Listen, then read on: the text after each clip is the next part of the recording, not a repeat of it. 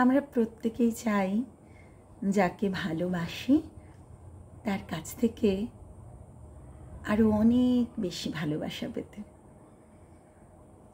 কিন্তু সব ভালোবাসার গল্পগুলো কিন্তু একরকম হয় না। ভালোবাসলেই যে ভালোবাসা পাওয়া যায় তা তো নয়।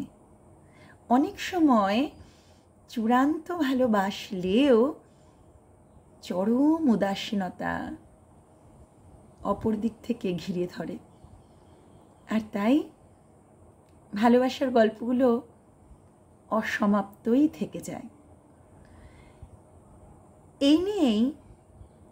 এই নিয়ে বলতে ব্যক্তিগত জীবনের এই অভিজ্ঞতা নিয়েই কবি প্রমথনাথ বিশি লিখেছিলেন একটি অসাধারণ কবিতা, বলো বলো বলো। আজ সেই কবিতাটিই বলবো। তুমি আমার মনের কথা জেনে ফেলেছ, ওইখানেই তোমার জিত। আমি তোমার মনের কথা জানতে পারলাম কই?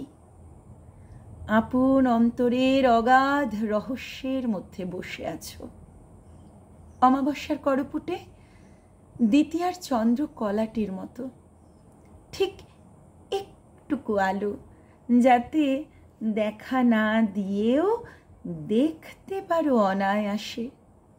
সত্যি তোমায় জানতে পারলাম কই?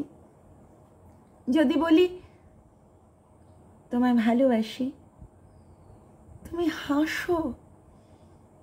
যদি শুধাই আমায় ভালোবাসো, বলো না।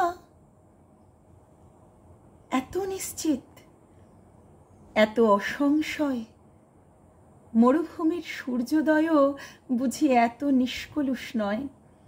যদি বলি কেন ভালোবাসো না, অমনি বলো কেনর কোনো উত্তর নেই। এতদিনেও ওই প্রশ্নটির কোনো উত্তর পেলাম না। ছোট্ট একটি প্রশ্নের কি মহতী সম্ভাবনা। কে বলি শুধাই কেন কেন কেন? কে বলি উত্তর পাই কেনর আবার উত্তর কি?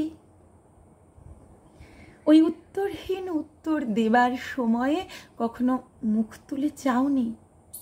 হঠাৎ একদিন চোখে চোখ গেল ঠেকে, প্রত্যাশিত উত্তর গেল বেঁধে। শুধু বললে তুমি না কবি? বললে কবিরা নাকি অন্তর্যামী? না গো না, তবে আমি বলি আমি কবি নই, আমি অন্তর্যামী নই। আমি মনের কথাকে মুখে শুনতে চাই, আমি মনের কথাকে দেখতে চাই। তোমার দুই চোখে প্রস্ফুটিত মানুষস্বরের অন্তর্ভেদী উত্তত উদ্গত পূর্ণায়ত পদ্মটির মতো।